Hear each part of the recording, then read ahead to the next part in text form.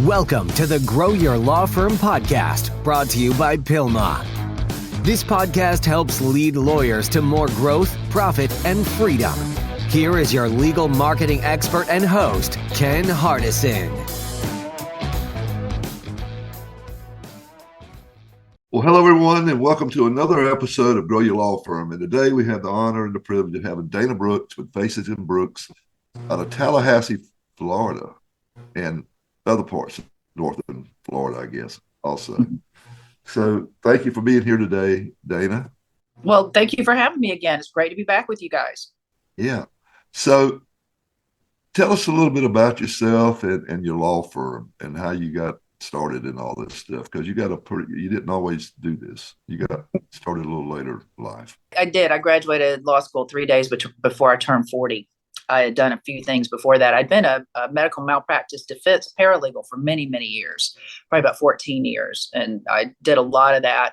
And then I became a counselor for a while. I went to a social work degree. I was a clinical social worker in an inpatient psychiatric hospital. I worked with at-risk youth across North Florida in our poorest communities. And then I was a family law mediator for a while. And I decided I wanted to go back to law school. So I did that. When I was in law school, I was trying to figure out what kind of law I wanted to practice. And it was between family law, because I had a background in that, and that would involve the counseling. But then I'd spent so much time in med-mal. And when I graduated law school, I became a partner in the law firm that has eventually become what it is now, Fasig Brooks. It had been a 35-year-old PI law firm. One partner did primarily personal injury, and the other one did primarily work medical malpractice. So he brought me up under so he could retire. And then the other guy had Jimmy Fasig, so he could retire. And eventually they did that, and we bought their shares. And we are struggling now with trying to take that smaller firm and the way we did business for years and things that made us so unique and personable to our clients, and trying to grow that and bring more people in and serve more people. And that's very hard to do without losing your personality. So that's a lot of what we're struggling with now. Try to not become corporate just because we're trying to become big and scale and have the hygiene and the good management of a more structured law firm. Yeah. So when you started it several years ago, how many lawyers and how many staff, and then how many lawyers and how many staff do you have today? So you can get kind of a... When I started, it was just a couple of us. It was me, Jimmy, and our senior partner, Vince Barrett.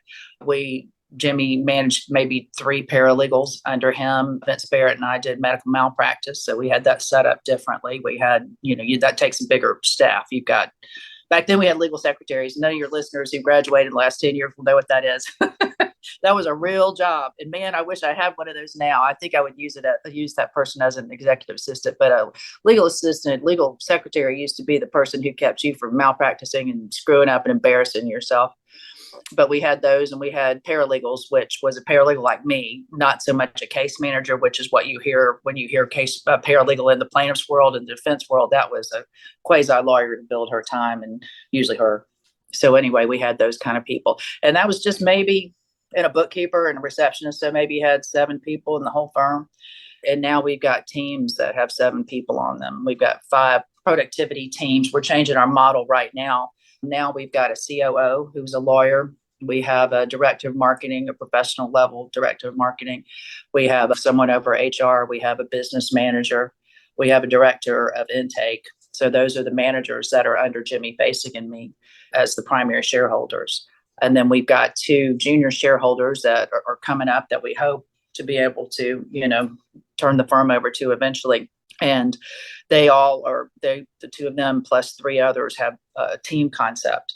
That is a problem we're having, is all the teams are very individualized. So you might have somebody who uses their staff in a certain way. They may have somebody who just opens files, or somebody who just orders records. Somebody else may be using a centralized records ordering and money and trust lien resolution person. So, I'll have people who are like, well, I'm a litigation paralegal and I'm on this team and we've got 50 cases and 3 of them are going to trial for real. This other person, their team leader's caseload isn't like that. So they've got a very highly paid litigation paralegals, maybe got 9, 12 cases, twiddling their thumbs, and they don't overlap and help each other because of the way they're kind of siloed.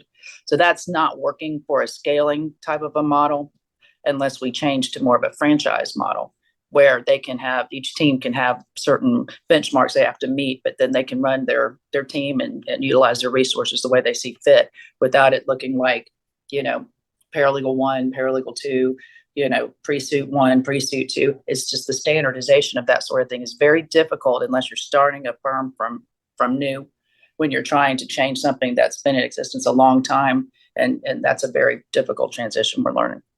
Yeah, well, people don't like change, but I will say this. So you got probably over 50 employees now. About 50. Yeah, you're right. Yeah. And I always say there's a changing point around 25 where you kind of have to start. You want to look at getting a manager or a firm administrator or a CEO, whatever you want to call them. Depends on what they're going to be doing. But then when you hit 52, I think something else changes.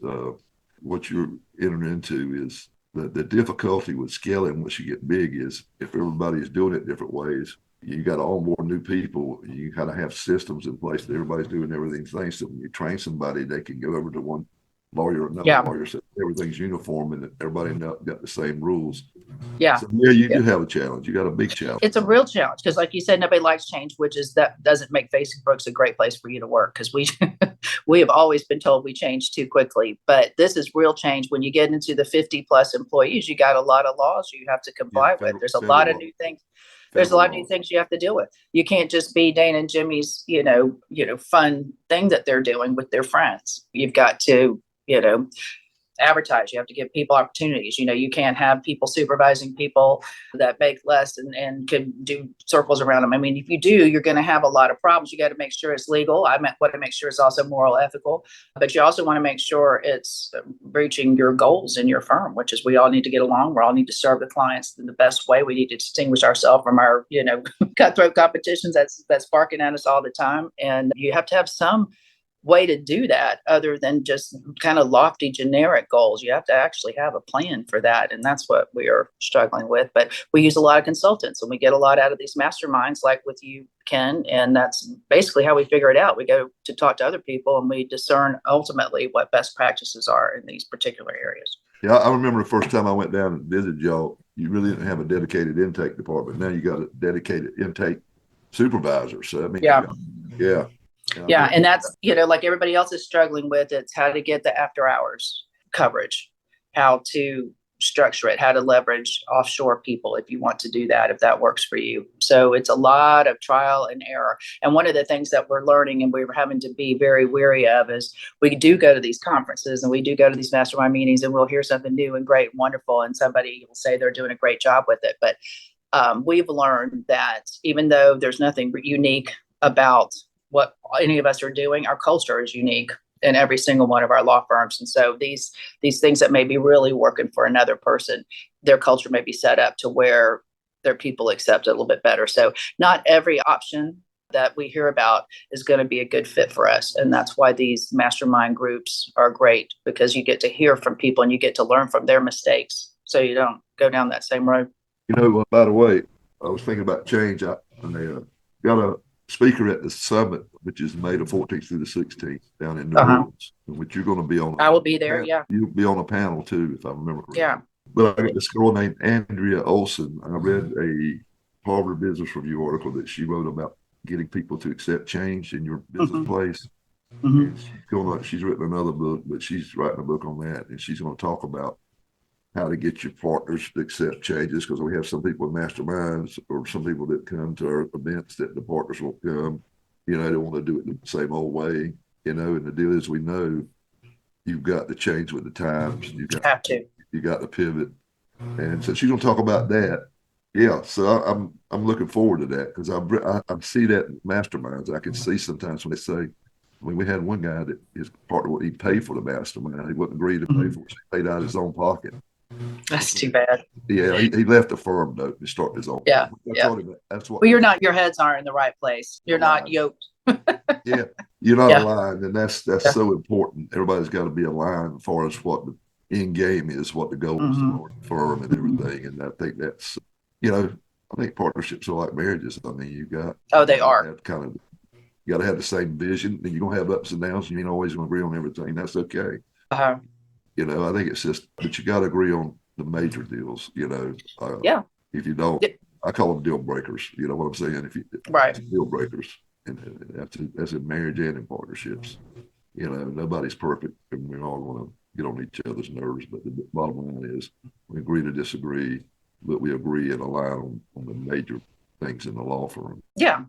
You got to have general where we want to be. I mean, the last breakup I had is our alignment.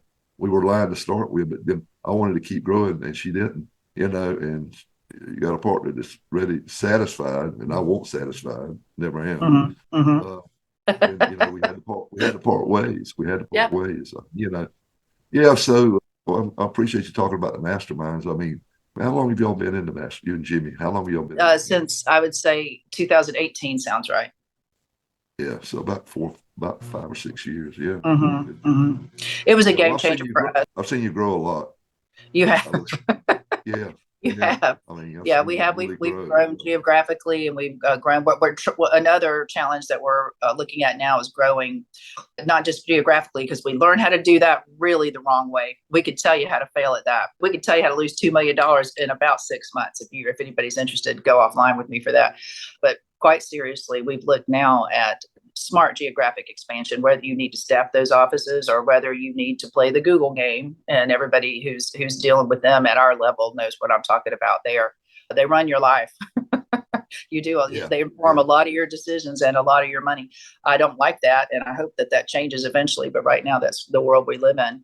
But the other way is growing practice area and structuring. Like one of the things that we're doing now is we did that beautiful analysis everybody tells you to do, but nobody does, to look at where your money comes from. And so we look at all of our teams and we're saying, we found out this, for instance, one of the teams that brought in over $3 million last year, she found out that 60% of her cases brought in $345,000 in fees.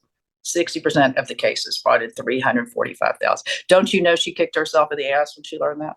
She says all these people, and she's got a very expensive team. They get a big cut of their fees, and then they have this very expensive, well-paid team to deal with. So one of the things we looked at is taking some of that off. Do we want to get rid of those cases? A lot of people would say yes. We may eventually say yes. Right now we're saying no, because we do have data on how many clients, current that becomes former client, refers to you over their lifetime. It's an incredible thing. So sometimes whenever you do those $2,000 or $3,000 cases, it will pay off.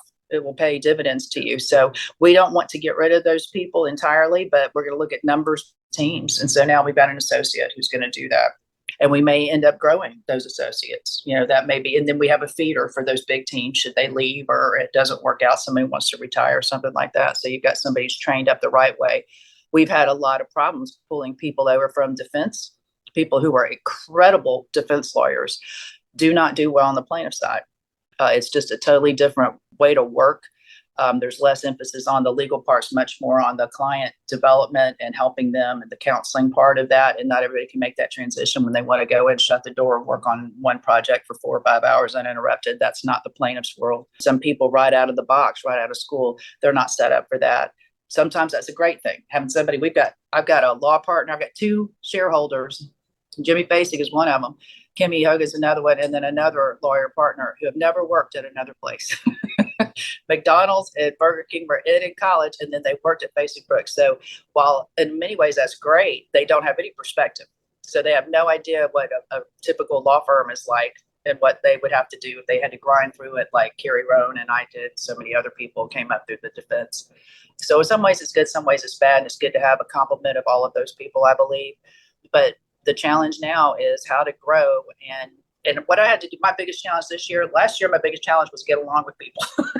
So at your advice, we did have some counseling, and we all learned that we had difficult ways and we need to work better to communicate. And that really did help. I think any marriage is going to need a tune-up after a while, and Jimmy's and mine did, but that's so much better now. But what we're learning, what I'm accepting now is I can't change all these things that I want to change. So I'm going to have to do with what I've got and make that work in the best way. Well, you got to pick your battles.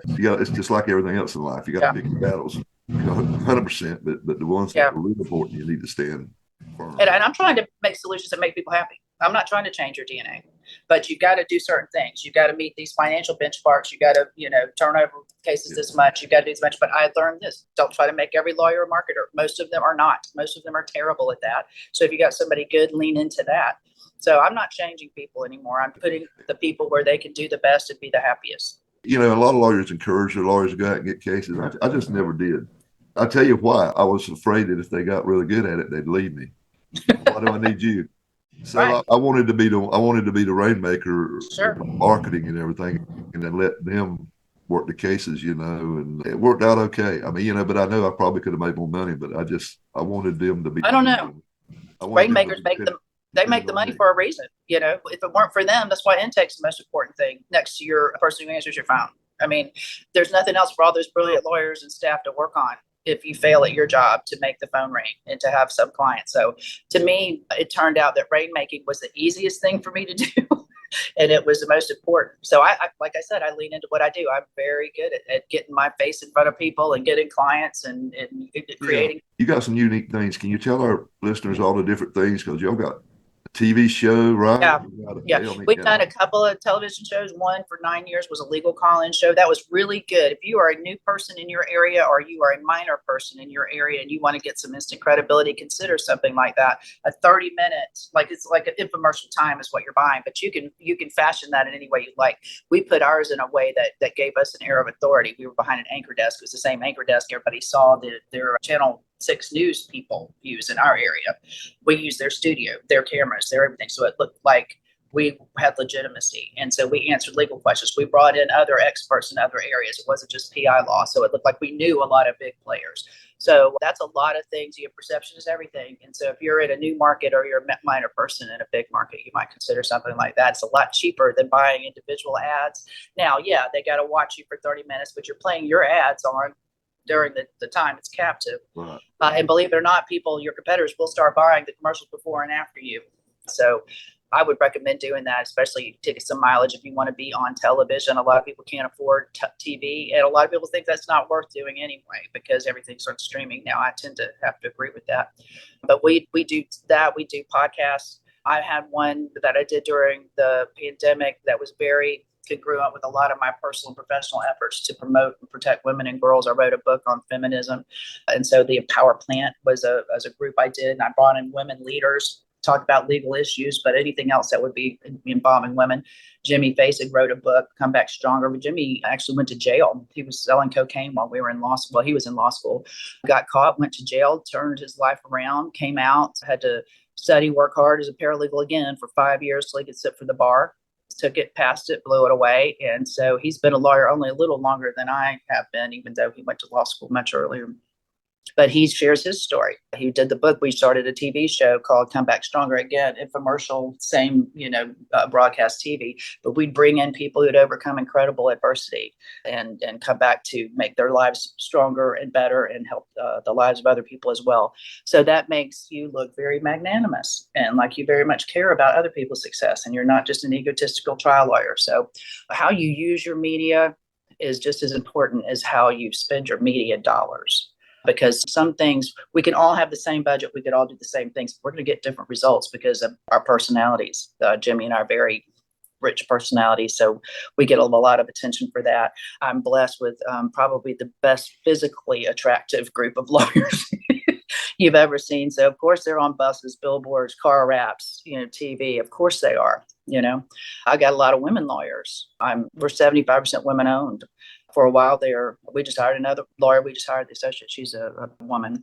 So that gets a lot of people. You'd be surprised at the number of women who make the call, whether they're the client or not, when it comes to hiring a personal injury lawyer. So people who give short shrift to women, that's good for me. That's more clients for me. So keep doing it. Keep putting your white guys on your billboards. Keep doing it. Yeah, that's more. Yeah. That's more cases. Yeah, my partner from 2008 to 98 to 2005 was a woman, and we had 13 lawyers, but 7 of them were women. I felt like they were smarter and worked harder because they were trying to prove. And more relatable to the clients. I did it. I was like, we had some certain firms that just wouldn't do it up there, and I said, "Yeah, man." I actually like having women lawyers. I mean, I always felt like they were just better. We lean into it with our ads. Like we have a couple that specifically say, insurance companies put you on, stratify your cases. And when they see a woman, they're going to discount you because they know you're making less than a man does. They know that the kind of labor that you're doing around your house is menial labor. And they're going to equate it at a minimum wage when they're trying to evaluate you. So when you say things like that, you really get women's attention, So we really use that to our advantage. And we keep up with our like we did our Pareto point analysis of where's your money coming from. 80% of your money is coming from 20% of your cases. We look at that as with excruciating detail as much as we can when it comes to our intakes.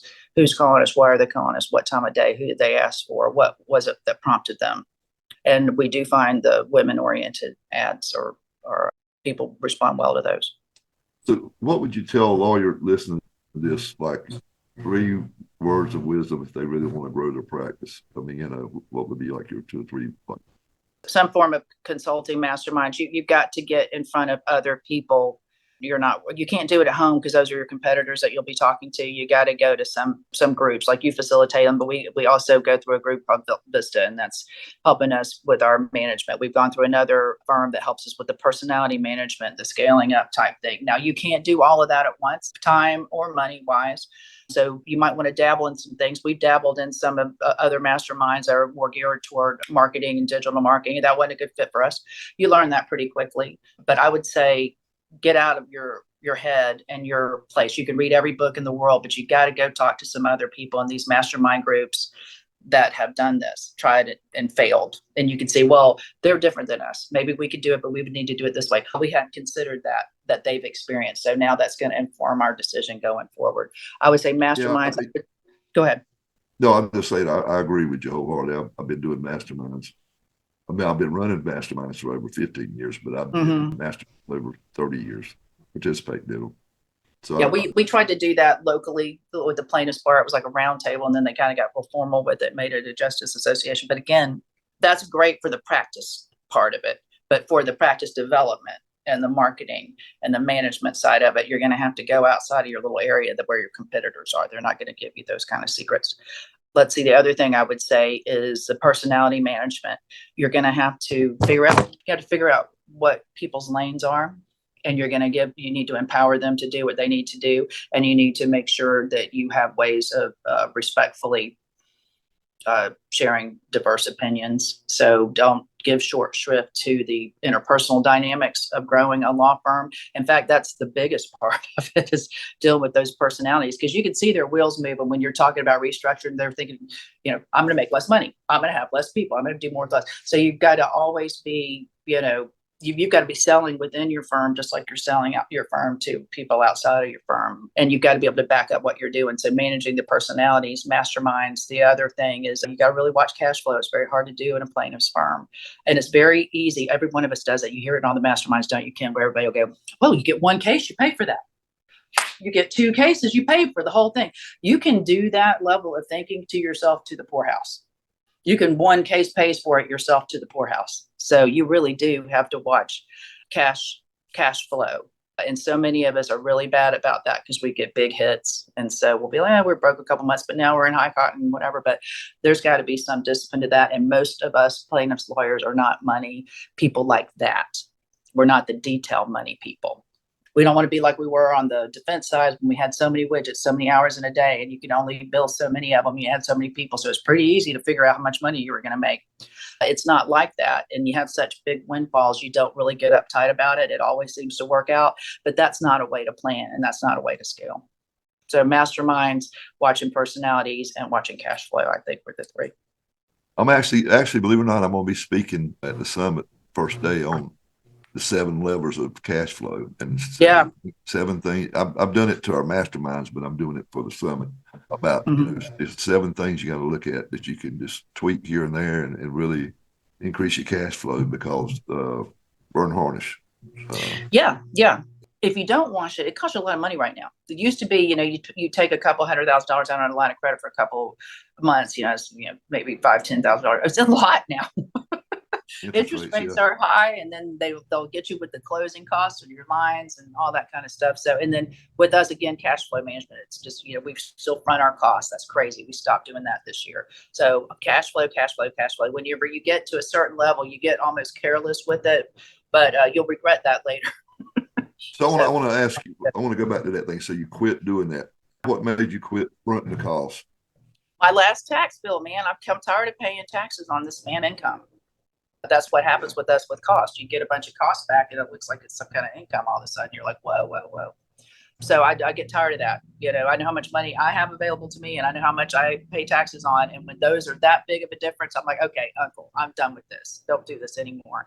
And then what we learned was, that's another thing too. Another good lesson is just because you had a bad experience trying something, don't be done with that forever. We had tried to do that once before with a particular vendor and it was terribly burdensome, very cumbersome. Everybody screamed and said no. And so we said no, but that's not the only way to skin a cat. So we fast forward, we found a way that's more manageable for us, that helps us with cash flow, helps us with not having phantom income, helps us not borrow a line of credit without planning on it. Yeah, I've been preaching that. I started that, believe it or not, I think it was, maybe. Here's the deal, and it made really good sense to me when I was talking to somebody. When you pay these costs, like for medical records or experts, you can't write it off as an expense until it's uncollectible. There's some lawyers that did it, but if they ever get audited, they're going to get killed. And so what that makes you do is you're using after-tax dollars. Yep, that's exactly right. You know what I'm saying? And then on the top of that, you can take that same money and put it in marketing or put it in your pocketbook. Either way, but the deal is, why not and clients don't care. I mean, they just want to know what they're getting at the end of the deal. When these companies, they charge about 15, 16%.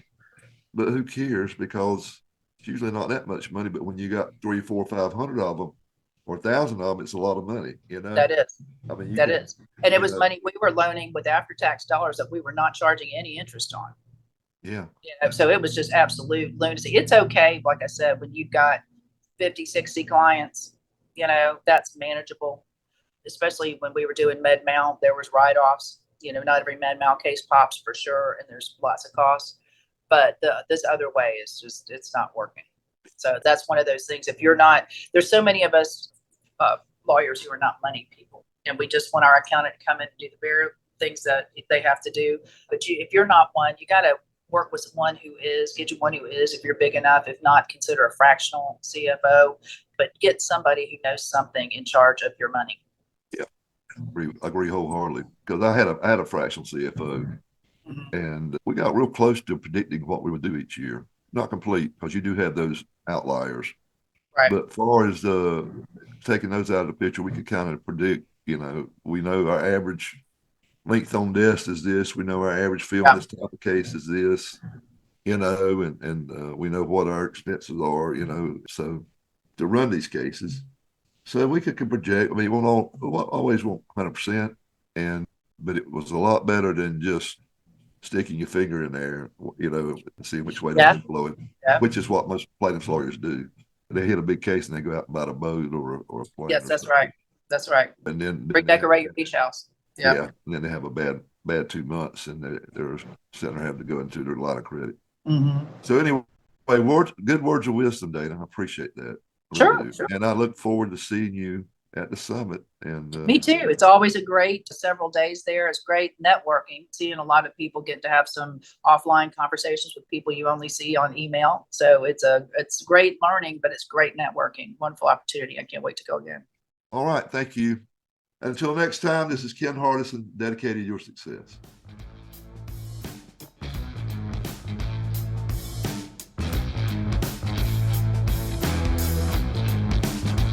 You have been listening to the Grow Your Law Firm podcast, the podcast that leads lawyers to more growth, profit, and freedom. Go to growyourlawfirm.com to find more ways to market and manage your law firm. Please leave us a rating and review wherever you listen to your podcasts.